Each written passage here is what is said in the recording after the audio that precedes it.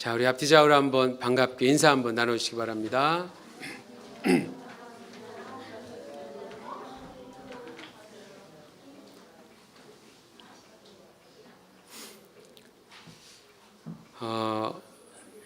여러분, 우리가 지금 예배 드리고 있죠. 그렇죠. 함께, 특별히 오늘은 이제 함께 모여서 우리 성도가 함께 모여서 예배 드리는 날입니다. 제가 이제 예배에 대해서 많은 고민을 하는데, 그 중에 도대체 예배에서 우리는 하나님과 어떤 방법으로 이 교감, 하나님이 우리 예배를 받고 계시다, 하나님이 우리 예배를, 또 우리 예배 가운데 하나님이 계시다, 이걸 어떻게 알 수 있을까?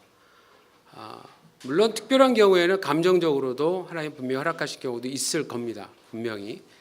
그런데 일반적으로는, 보편적으로는 예배 가운데 우리가 말씀을 듣고 생각하는 시간이 있는 이유가 바로 그 이유 때문에 그래요. 하나님의 말씀인 성경이 문자가 아니라 하나님의 말씀이라고 믿는다면, 예배 가운데 하나님의 말씀을 통해서 준비된 설교자의 설교를 통해서 하나님이 말씀하신다, 이렇게 믿는 겁니다. 그러니까 설교자 참 중요하죠. 준비 안 하고 하면은 큰일 나겠죠. 개인뿐만이 아니라 하나님의 이름을 영광되게 하지 못하는 그 길을 막는 사람이 될 수도 있어요. 우리 성도들께. 그럼 교회도 큰일 나는 거고. 자, 그리고 잘 준비되었다면, 그럼 이제 듣는 분들도 이제 준비를 하셔야 됩니다. 그러겠죠? 우리가 말씀을 들을 때 보면은 어떤 학자는 그런 말을 해요. 신학자는 이렇게 성도님들이 교회에 함께 모여서 예배드릴 때 주보, 우리가 받았죠. 주보 대신 헬멧을 줘라, 이런 말을 했어요. 헬멧. 왜 그랬을까요? 하도 잡생각이 나니까. 저도 거기 앉아봤어요. 정말 다른 생각이 얼마나 나는지. 그러니까 여러분, 예배는 전쟁이에요. 전쟁. 이 영적인 전쟁이에요. 사단이 우리가 성경을 보고 예배 드리고 이러는 거 사단은 싫어합니다. 어떤 방법으로 우리를 이렇게 괴롭히려고 노력을 참 많이 해요. 심지어 주부들에게는 집에 가스불 끄고 왔나, 이런 생각까지 할 정도로 정말 심각하게 막 안고 있으면 큰일 나잖아요. 그렇게까지 이제 괴롭힙니다. 그러니까 어떻게 하시냐면, 요즘 주보에 거기 그 노트란에 제가 요약을 좀 써놨어요. 도움이 조금이라도 되시라고. 하여튼 나름대로 최선을 해서 지금 제가 하는 설교는 보통 이야기식 설교이기 때문에 저는 1번, 2번 이런 게 별로 그렇게는 하기보다는 본문 내용만 저는 전달하는 스타일이기 때문에 어디쯤 하지? 이걸 놓치면 그냥 뭘 들었지? 이렇게 됩니다. 그러니까 제가 부탁드린 건 뭐냐면, 함께 교감이 이루어져야 돼요. 기본적으로 성경책은 꼭 좀 준비하십시오. 예배 가운데 요즘 스마트폰이나 아이패드나 상관없습니다. 어쨌든 간에 하나님의 말씀을 자기 바로 앞에, 그래서 함께 우리가 보면서 할 수 있도록 준비해 주시고, 그리고 가급적 기록을 하시면서 들으시면 그러니까 잡념이 좀 덜 나요. 아주 안 나는 건 아니에요. 그건 저도 경험해 보니까 아주 안 나는 건 아닌데, 그래 좀 덜 납니다. 많이 해소할 수 있습니다. 가장 중요한 건 우리가 예배 가운데 하나님의 말씀을 하나님이 주시는 것으로 알고 듣는 그런 시간이다라고 하는 거기 때문에 이 시간도 무지무지 중요합니다. 말씀 자체만 예배라고 할 수는 없어요. 모든 게 다 우리가 지금 예배를 드리는 거니까. 그러나 이 와중에 이 가운데에서 하나님의 말씀 듣는 부분들, 우리는 절대 이건 빼앗기면 안 됩니다. 자, 그러한 좀 이렇게 전쟁에 나가는 군인의 모습처럼 준비를 단단히 무장하시고 이제부터 말씀을 저도 전하고 함께 들어보도록 합니다. 자, 오늘부터 사도행전 3장입니다. 사도행전 3장, 드디어 사도행전 3장을 들어가는데, 이제까지는 1장과 2장을 봤어요. 그럼 1장과 2장이 뭐냐? 간단히 말씀드리면 예루살렘 교회가 개척되는 과정을 본 거예요. 한 교회가 한 지역에 개척되는 과정. 이제 중요했어요. 120여 명의 첫 번째 예수님 제자들이 기도로 시작을 했습니다. 기도로. 약속을 받고 사도행전 1장 8절, 그 다음에 기도하면서 기다리다가 그 다음 주에 성령님이 오셔서 그 순간 말씀이 선포되고 거기에 반응으로 탄생된 것이 예루살렘 교회예요. 특히 2장 42절에서 47절을 통해서는 교회 역사상 최초의 교회에서 발견되는 4가지 영적 DNA. 그러니까 교회라면 반드시 가지고 있어야 할 본질을 얘기하는 거였습니다. 원리이기도 하고요. 그러니까 다른 것 다 있어도 이 중에 한 가지만 없으면 교회는 꼭 문제를 갖게 돼 있다라고 말씀드렸어요. 그토록 중요하다는 얘기입니다.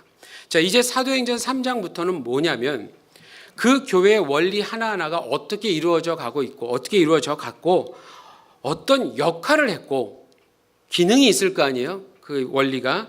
그다음에 그로 인해서 어떤 결과가 나타났는가, 어떤 열매가 나타났는가, 이런 것들을 이제부터 보기 시작할 겁니다. 자, 우선 오늘 본문은 사도 베드로와 요한을 통해서 사실은 사도행전 2장 43절에 대한 내용을 다루고 있는 거예요. 사도행전 2장 43절은 이렇게 말합니다. 사람마다 두려워하는데 사도들로 말미암아 기사와 표적이 많이 나타나니, 이렇게 나왔어요. 많이 나타나니. 자, 오늘 보시게 될 기사와 표적은 사도들이 행했던 많은 기사와 표적 중에 하나입니다. 하나. 그래서 과연 사도 베드로와 요한을 통해서 어떠한 모습으로 기사와 표적이 나타났는지, 그리고 그것이 무엇을 의미하는지를 오늘 한번 보겠습니다. 자, 1절 보시면 베드로와 요한이 기도하기 위해서요 성전에 올라가는 장면이 나옵니다. 그리고 기도하러 간 시간도 언급되어 있어요. 몇 시로 나와 있죠? 한국 성경에 9시라고 나와 있죠. 근데 일본 성경 혹시 갖고 계시거나 뭐 보시면은 오후 3시로 나와 있어요. 일본 성경에 보니까. 그러니까 지금으로 말하면 오후 3시라는 얘기예요. 유대인의 시간, 뭐 그때로 말하면 9시. 그러니까 지금 오후에 간 거예요. 자, 그 당시 유대인들에게는 성전에 가야만 했던 이유가 몇 가지 있었습니다. 첫 번째는 유대인 예루살렘에는 하루 두 차례입니다. 성전에서 있었던 번제를 드리기 위해서 그랬어요. 일반적으로 아침에 한 번 드렸고 오후에 한 번 드리는데 바로 이 오후 3시가 두 번째 번제를 드렸던 시간이었대요. 그리고 대부분의 상점이 그 시간쯤 되면 대부분 문을 닫았답니다. 그리고는 마찬가지로 성전으로 갔었다 그래요. 그래서 요 오후 3시 정도에 사실은 가장 많은 사람들, 대략 수천 명이었다고 그래요. 수천 명의 사람들이 성전으로 모여들었다고 그래요. 두 번째는 구약 성경에 경건한 유대인들이 했던 기도의 본이 있었어요. 다니엘이라든지 이런 사람들. 다른 나라에 있으면서도 예루살렘 성이 있는 쪽을 향해서 기도했던 모습. 하루 3번. 네, 이런 것들이 나오거든요.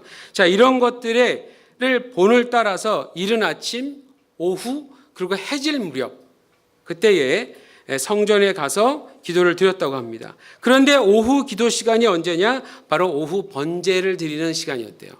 겹치죠. 그러니까 가장 많은 사람들이 성전으로 올라갔던 바로 그 시간에 사도 베드로하고 요한이 갔던 거예요. 자, 그런데 여기서 우리가 한 가지 질문을 좀 해봐야 돼요. 왜 베드로와 요한은 여전히 유대인의 규칙을 따랐을까? 이 부분에서 우리가 알고 있어야 할 것들이 좀 있는데요. 예루살렘 교회는 먼저 첫 번째가 예루살렘 교회는 유대인 도시에서 탄생한 교회였다라는 것을 잊어버리시면 안 돼요. 유대인 도시, 그것도 예루살렘. 가장 중심지. 그러니까 예루살렘 교회 멤버들은 디아스포라 유대인이었던지 간에 유대 땅에 살고 있었던 유대인이었던지 간에 모두 유대인들이었다라는 의미입니다. 유대인들. 그래서 나중에 여러분 신약성경 로마서나 에베소서나 다른 서신서들에서 보는 상황과는 참 많이 다릅니다. 자, 최초의 교회를 이룬 멤버들 모두 전통적인 유대교를 가지고 있었던 사람들이었기 때문에 비록 나사렛 예수를 그리스도로 믿고 있긴 했지만 오늘날과 같은 이런 모습, 오늘날과 같은 기독교의 모습을 가지고 있지는 않았습니다. 이거를 반드시 좀 염두에 두셔야 됩니다. 그 다음에 예루살렘 교회 멤버들이 여전히 유대교의 전통에서 벗어나지 못했던 더 본질적이고 큰 이유가 있어요. 그게 뭐냐면 예수 그리스도를 믿는 것을 유대교의 진정한 완성이라고 보았기 때문에 그렇습니다. 무슨 말이냐?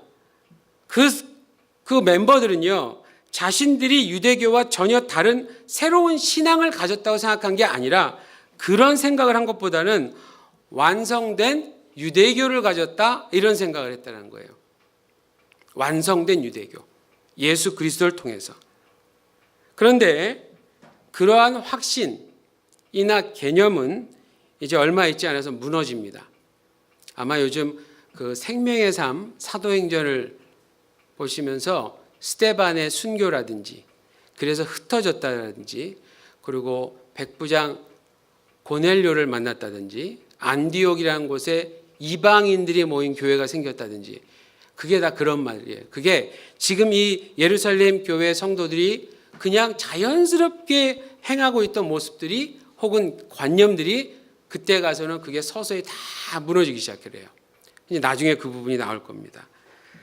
그게 왜 그러냐면 하나님께서 유대인의 조상인 아브라함을 통해 세우셨던 계획은요. 단지 이스라엘 민족만을 위해서 세우신 계획이 아니었기 때문에 그래요.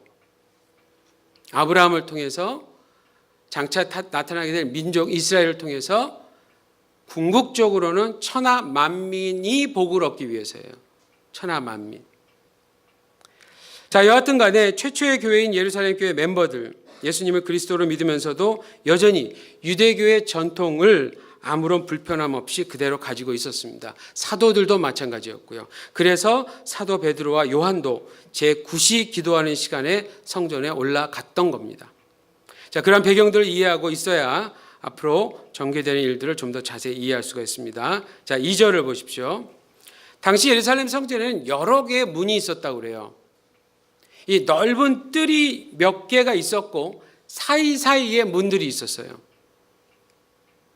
그 중에 미문이라는 곳이 있었다고 그래요. 오늘 본문에 보시면 미문. 근데 이게 왜 미문이냐? 고린도라고 하는 지역에서 금은 동할 때 동이요. 거기 동이 많이 나왔나 봐요. 그래서 그 동을 가져다가 만든 문이었다고 그래요. 그래서 햇빛이 비치면은 마치 금처럼 빛났대요. 금처럼. 그래서 이름이 아름다운 문, 반짝거리는 문. 이런 의미로 미문이라는 이름을 붙였다고 합니다. 그런데 그곳에 누가 있었냐? 매일같이 늘 있었던 한 사람이 있었어요. 바로 나면서 못 걷게 된 사람이었습니다. 나면서부터 못 걷게 된 사람. 걷지를 못하니까 뭐합니까? 다른 사람들의 도움을 받아서 매일 동일한 곳, 똑같은 장소에 앉아서 성전을 오고 가는 사람들에게 구걸을 했던 사람이었어요. 그런데 여기서도 한 가지 질문이 생길 수 있는데요. 유대인들, 그토록 정결하고 깨끗한 것을 중요시 여겼던 유대인들이 하나님의 성전이라고 하는 중요한 장소 앞에 거린이 있는 거잖아요. 거린. 그렇죠? 있는데도 매일같이 계속해서 그 사람을 거기에 두는 것을 허락한 이유가 뭘까? 왜냐하면 그 당시 유대인들에게 있어서 구제하는 거 있죠. 구제. 남을 돕는 거. 유대인 법에서 구제는 하나님의 상을 기대할 수 있는 아주 유익한 것으로 취급됐어요. 그러니까 구제를 하면 그냥 순수한 마음으로 할 수도 있겠지만 또 다른 마음으로는 무언가 하나님으로부터 받을 것을 계산할 수도 있는 거예요. 좋을 수도 있고 악용될 수도 있고. 예. 다 나쁘다고 제가 얘기하지는 않았어요. 알았죠? 예. 왜냐하면 유대인들이 들으면 큰일 날까 봐. 일본에도 회당도 있고 다 있는데. 하여튼 그렇게 이제 사람이 그렇게도 악용할 수 있잖아요. 어쨌든 그 핵심에는 구제, 하나님의 상을 기대할 수 있는 어떤 기대감이 있었다고 그래요. 그러니까 비록 하나님의 성전이라고 하는 이게 얼마나 중요합니까? 유대인들에게. 굉장히 중요한 장소이긴 하지만 구제라고 하는 것을 실천하기 위해서라도 그 거린을 그 동일한 장소에 두는 것을 반대하진 않았어요. 자, 이걸 반대로 생각해 보면, 거린의 입장에서 생각해 보면 당시 유대인들이 구제하는 습관에 의해서 분명히 이 사람은 적어도 먹고 살아갈 만큼은 벌었던 것 같아요. 모았었을 것 같아요. 왜냐하면 사도행전 4장 22절을 보니까 이 사람의 나이가 약 40세 정도라고 나와요. 꽤 그래도 나이가 있는 분이에요. 아주 어린 사람은 아니에요. 걷지를 못해서 아무런 일을 할 수 없는 사람입니다. 태어날 때부터 못 걸었으니까. 근데 이 사람이 우리가 쉽게 추측해도 상당히 오랜 기간 그러한 일을 한 거예요. 구걸을 하면서 얻은 돈으로 살아갈 수 있었던 겁니다. 만약 충분한 돈을 가지고 있지 못했으면 아마도 벌써 이 세상 사람은 아니었겠죠. 이렇게 오랫동안 살아갈 수 있었던 이유, 그래도 어쨌든 그걸 통해서라도 살아갈 수 있었던 것 같습니다. 어쨌든 이전과 동일하게 이 거린, 이 사람이 다른 사람의 도움을 받아서 오늘도 늘 있었던 그 장소에 갔습니다. 자, 그리고 그 다음이 중요합니다. 수많은 사람들 중에서 수많은 사람이 왔다 갔다 하잖아요. 하필 사도 베드로와 요한을 봤어요. 보고 불렀습니다. 자, 그게 3절과 4절 한번 보십시오. 사도 베드로와 요한을 본 거린이 그들에게 돈을 달라고 도움을 청하죠. 도움을 청합니다. 자, 거린의 입장, 여느 때와 같이 자신이 할 수 있던 유일한 방법을 쓴 거예요. 근데 이 부분에서 인상 깊은 건 베드로와 요한을 먼저 본 사람이 그 거린이었어요. 수많은 사람들이 있는데. 물론 구걸을 할 이유에서였겠지만, 자, 반면에 또 한 가지 생각해 볼 수 있는 것은 뭐냐면 베드로와 요한 역시 이 거린을 모를 리 없었다라는 겁니다. 모를 리 없었다. 왜냐하면 10절을 먼저 보시면 10절을 통해 알 수 있는 게 뭐냐면요. 이 사람은 꽤 오랜 기간 많은 사람들에게 익히 알려진 인물이었다라는 거예요. 여러분, 베드로와 요한 북쪽 갈릴리 사람입니다. 예루살렘 쪽 사람은 아니에요. 그렇지만 여전히 유대인 남자였기 때문에 유대인의 절기, 특별히 기본적으로 1년에 3번은 중요한 절기가 되면 늘 예루살렘 성전을 방문했어야만 했어요. 그게 이스라엘 남자들의 하나의 의무였습니다.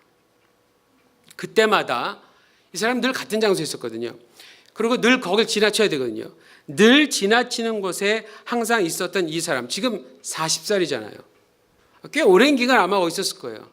어쨌든 1년에 최소한 3번은 왔다 갔다 해야 되는 그곳에 다니면서 이 사람을 못 봤다라는 건 말이 안 돼요. 못 봤다라는 건 말이 안 됩니다. 그러나 뭐 이렇게 친분이 있었던 사람은 아니었어요. 그런데 이전과 같이 그냥 가려고 하는데 거린이 그 수많은 사람들 중에서 하필 베드로와 요한이 성전에 들어간 것을 보고 그들에게 구걸을 한 겁니다. 그래서 만났어요. 그래서 만나게 됐어요. 만나는데 베드로와 요한도 그랬어요. 이전에는 그냥 지나쳤던 사람인데 오늘은 다른 감정이 오는 겁니다. 베드로 혼자만도 아니고 요한 혼자만도 아니었어요. 익히 봐왔던 그 거린의 목소리가 베드로와 요한을 멈춰 세운 겁니다. 그리고 두 사람이 다 그를 쳐다보기 시작했어요. 멈춰서 이렇게 딱 쳐다본 거예요.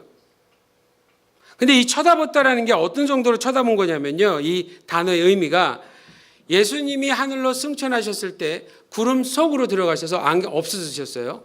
그러니까 제자들이 이렇게 보다가 계속 유심히 본 거예요. 유심히 보고. 여러분 그 로켓 발사되는 거 보셨어요? 실제로 보신 분 계세요? 안 계시죠? 저도 못 봤어요. 텔레비에서 봐도 이렇게 보면 처음에 이렇게 뚜렷하게 형체가 있는 그 로켓가 이렇게 쭉 올라가서 쭉 올라가다 보면 아무리 좋은 카메라라고 해도 나중에 그냥 저기 그러다가 이렇게 분리될 때 불이 막 났을 때나 저거구나 하고 할 정도로 멀리 떨어지면 안 보여요. 그때 어떻게 보고 있습니까 우리가? 계속 보고 있죠. 공부를 그렇게 했으면. 계속 보고 있는데 그거예요. 그거. 지금 이 베드로와 요한이 이 자기들을 부른 사람을 왜 불러? 이러고 간 게 아니라 멈춰서 돈을 구하는데 딱 보고 한참을 바라보는 거예요. 그러니까 한참을 바라보다가 그러니까 지금 사도 베드로와 요한 동시에 느꼈던 어떤 특별한 감동이 있었던 거예요, 이게. 예. 그러고 보면서 뭐라 그러냐면 우리를 보라. 이 말합니다. 우리를 보라. 자, 5절을 보십시오. 그렇게 보라라 그러니까 거리는 어떻게 하겠어요? 봤어요. 근데 거리는 무슨 기대를 보고 갖고서 봤을까요? 거린이 좀 한 푼 줍시오 하니까 줄 줄 알았겠죠. 그러니까 또 계속 봅니다. 여기서도 마찬가지예요. 아까 유심히 본 것처럼 거린도 이제 보라 그러니까 유심히 보고 있는 거예요. 상황이 좀 그려지세요? 예, 두 사도가 걷지 못하는 앉아있는 사람을 둘이서 신경전이 아니라 이렇게 계속 쳐다보고 있었던 거예요. 돈이 필요했겠죠. 돈 주겠지. 뭐 줄래나 보다 하고 기대했습니다. 근데 6절을 보십시오. 6절 계속 보시면 베드로가 말을 이어갑니다. 첫 번째 뭐라 그러죠? 은과 금은 내게 없다. 아니 이름을 잃으려고 뭐라 그랬어? 여러분 실제로 왜 그랬냐면 진짜 없었기 때문에 그래요. 있으면 좋죠. 없어. 없으니까 정말 없다 그래요. 그래도 굳이 이런 말을 해야 될까? 예. 근데 이 말이 그러니까 거린에게 있어서는 상당히 실망 주는 말이 분명합니다. 그런데 여러분 이 생각을 해보세요. 만약 이때 베드로에게 은과 금이 조금이라도 있었으면 어떻게 됐을까요? 어떤 결과가 나타났을까요? 자, 여러분 지금 이 구절은요. 구제를 반대한다는 의미가 절대로 아니에요.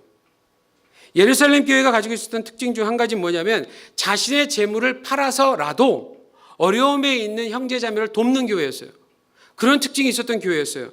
그래서 자신의 소유물을 팔아서라도 가난한 자들을 도왔던 자들의 지도자 아니에요. 지도자. 그 지도자인 베드로에게 만약 조금이라도 은과 금이 있었다면 당연히 그 사람도 빼서 거린에게 줬겠죠. 근데 없었어요. 현실은. 없었어. 그럼에도 불구하고 결과적으로는 베드로가 오늘 이 순간에는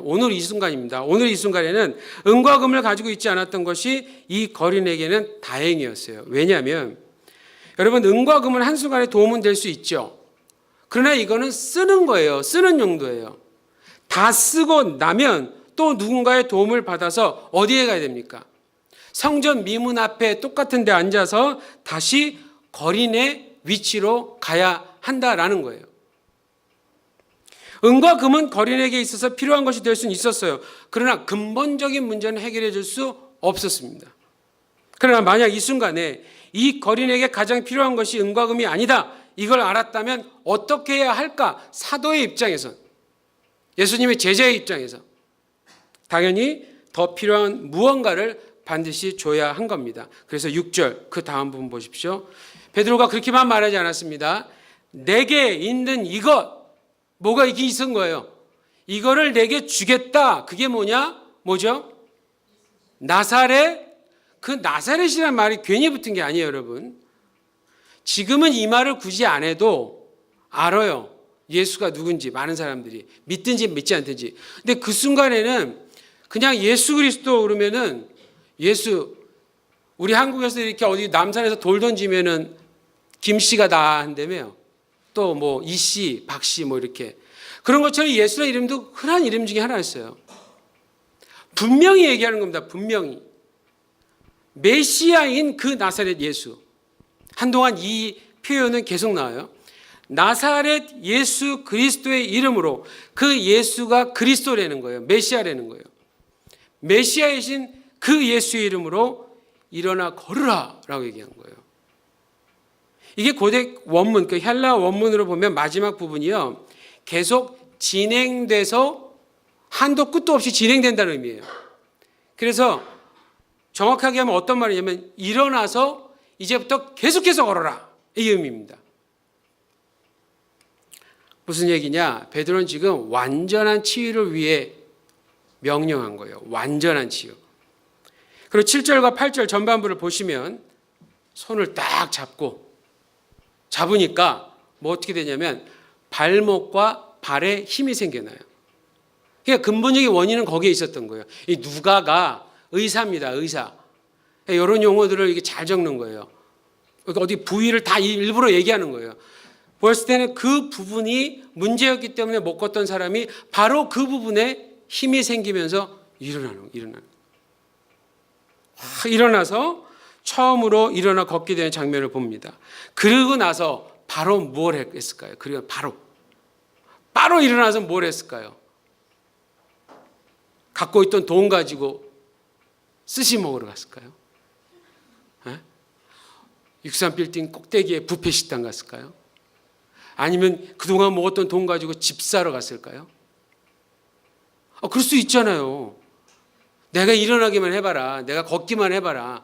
이거 갖고 좋은 옷 사고 뭐 있잖아요, 생각. 근데 이 사람 어떻게 했나요? 성전으로 들어가 버렸네. 성전으로. 베드로와 요한과 함께 드디어 성전으로 들어간 거예요, 여러분. 이전에는 늘 성전 가까이에만 있었어요. 근데 지금은 성전 안에 있게 된 거예요. 그래서 그 기쁨을 주체하지 못한 거예요. 기쁨이 너무 기뻐서 여러분 마치 놀란 토끼가 어떻게 막 깡충깡충 뛰는 것처럼 이게 뛰고 걸으면서 그런 묘사예요. 막 뛰고 걸으면서 신기할 거 아니에요. 태어나서 처음 걸어보니까. 막 발을 뛰면서 뭐를 했냐? 하나님께 감사를 드린 거예요, 사람이. 첫 번째 반응이에요, 이 사람. 성전으로 냅다 들어가서 한 겁니다.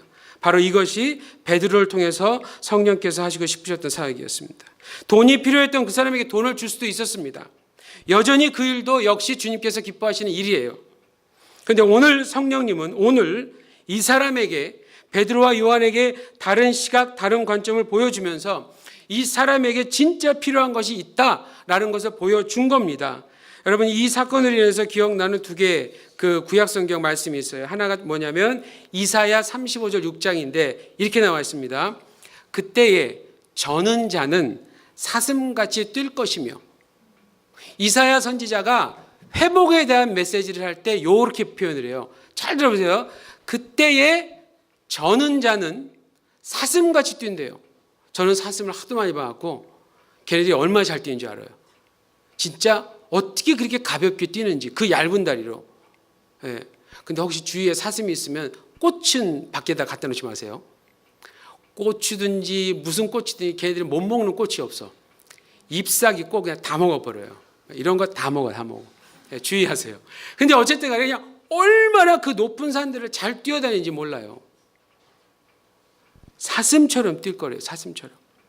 오늘 본문 이 8절에서 본 현상은 여러분 이게 우연이 아닙니다. 이게 우연이 아니에요. 이미 구약에서 예고된 일들이 성취되어서 일어나는 거예요. 이사야 35장 6절의 말씀이 성취됨으로써 지금 이게 뭐를 알리고 있는 거냐면 새로운 시대가, 그야말로 회복의 시대가 이미 시작되었다, 이거를 증거하고 있는 겁니다. 그토록 수많은 유대인들이 지난 수십 년 동안 이 거리 앞을 지나갔습니다.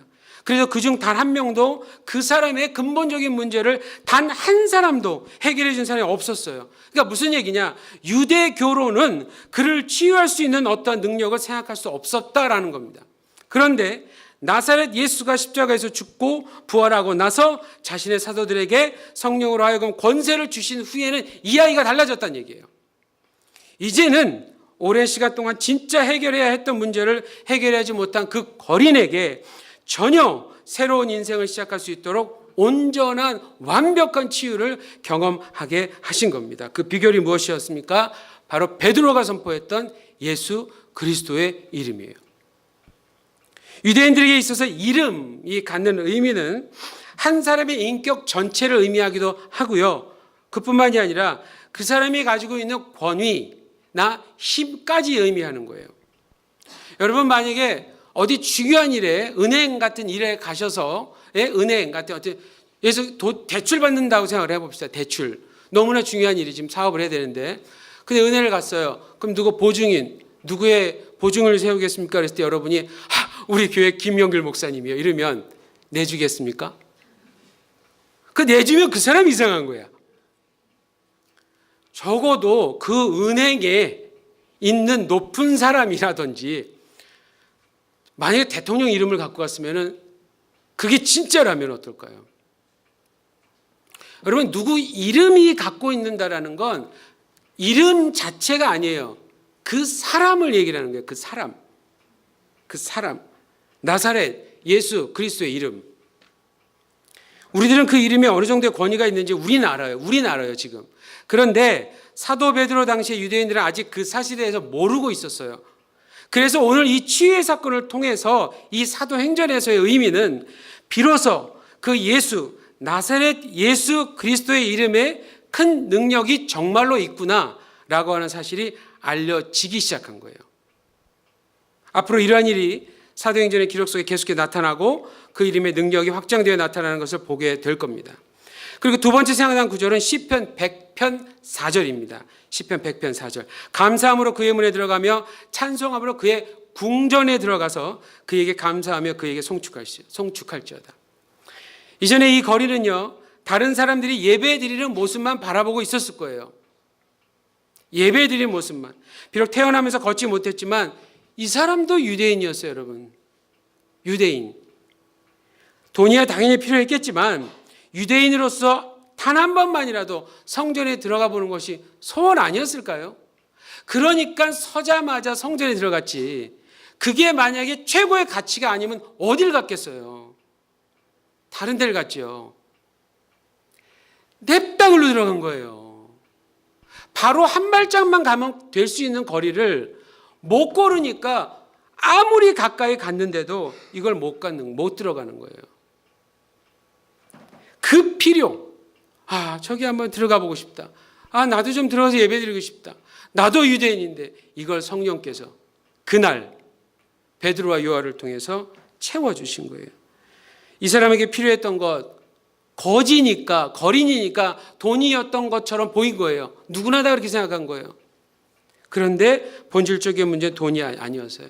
자신을 저 성전으로 들어가지 못하게 하는, 유대인임에도 불구하고 저 성전으로 들어가지 못하게 하고 있는 자신의 육신적인 질병이에요. 그런데 오늘 여느 때처럼 기도하러 갔던 사도 베드로와 요한을 통해서 주님이 그의 본질적인 문제를 해결해 주신 겁니다. 그래서 그 거린이 감사함으로 성전에 들어가서 너무 기뻐서 아까 이사야의 예언처럼 사슴처럼 뛰었던 거예요. 너무 기뻐서.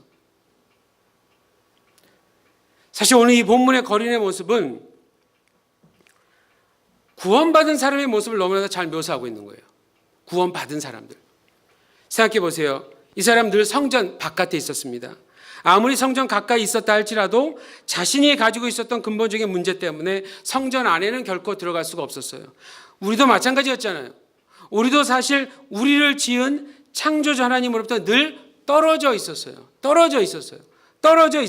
그에게 아무리 가까이 가고 싶어도 그분과 우리의 사이를 갈라놓는 근본적인 문제, 죄 때문에 그분과의 관계는 우리의 힘으로는 결코 해결할 수가 없었다라는 겁니다. 근데 지금은 달라요. 여러분. 지금은 예수 그리스도가 우리를 대신해서 우리의 죄 문제를 해결하신 후부터는 누구든지 주 예수 그리스도의 이름을 믿는 자들에게 창조주 하나님과 화목할 수 있는 기회가 생겼기 때문입니다. 그래서 우리는 바로 그 기회를 통해서 현재 삼위일체 하나님 안에서 마치 태어나서 처음으로 성전에 들어가 감사함으로 기쁨으로 뛰어놀던 오늘 본문의 거린의 운명이 되어버린 거예요. 오늘 본문의 치유 사건에서 반드시 기억해야 할 점이 뭐냐? 이 사건으로 인해서 비로소 예수 그리스도의 이름의 그 위력이 유대인의 중심지인 예루살렘 성전에서 발생하기 시작했다라는 겁니다. 누구를 통해 발생했습니까? 바로 그 예수님의 증인들. 그렇기 때문에 베드로와 요한이 말할 수 있었던 거예요. 우리를 보라. 솔직히 난 너한테 줄 돈 없다. 실망이 컸겠지만 그러나 내게 있는 것을 너한테 줄게. 나사렛 예수 그리스도 이름으로 일어나 걸어라. 오른손을 딱 잡은 거예요. 와, 우리 베드로 형님 지금 이때 정말 멋있어. 우리 요한복음 3년 내내 하면서 얼마나 열받았습니까? 그 형님 때문에. 뭐 잘난 척은 다행히 다혈질인 분들 조심하세요, 진짜. 그러더니 어마어마한 큰 실수 저질렀어요. 그것도 참 관심이 많어, 호기심이 많어. 자기 주인이 돌아가시는데 가서 그걸 살려달라고 무릎 꿇고 피를 흘고 막 해야 될 거 아니야. 자기도 죽을까봐 또 도망가면서도 또 멀리는 안 도망가.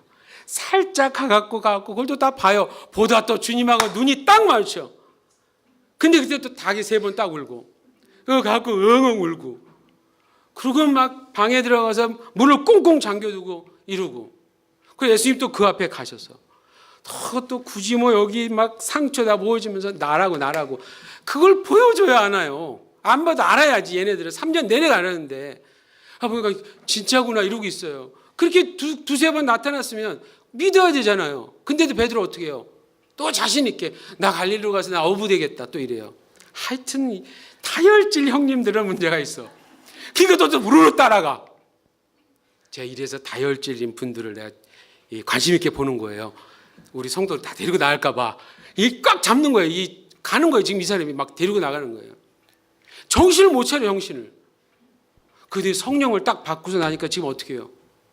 와, 설교자에서 지금 치유자로 이게 변했어요. 이게 베드로예요. 이게 베드로. 이게 예수 제자예요. 이게 예수 제자. 여러분, 예수 그리스도의 이름에는 이 세상의 모든 권세와 이름이 무릎 꿇을 만큼의 능력이 그 이름 앞에 있어요. 왜냐? 십자가의 죽음에서 다시 살려내신 하나님의 능력이 바로 그에게, 그 이름에 있기 때문입니다. 그렇기 때문에 예수 그리스도의 이름으로 구원받은 모든 분들은 외쳐야 돼요. 우리를 보라. 우리를 봐라. 그리고 내게 있는 것 있는데 너에게 줄게. 나사렛 예수 그리스도 이름으로 일어나라. 당장 앞에서 기적이 안 나타난다고 해도 우리는 그렇게 기도해 줘야 되고, 우리는 그걸 통해서 내가 기도해 줄게. 내가 믿는 예수를 통해서 위에 내가 그분께 기도할게. 이 사람 믿지 않은 사람이라 할지라도 그 능력은요, 여러분, 사도들에게만 주신 능력이 절대로 아니에요. 예수 그리스도를 자신의 구세주와 주로 믿고 그분을 따르고 있는 모든 신자들에게도 주신 능력입니다.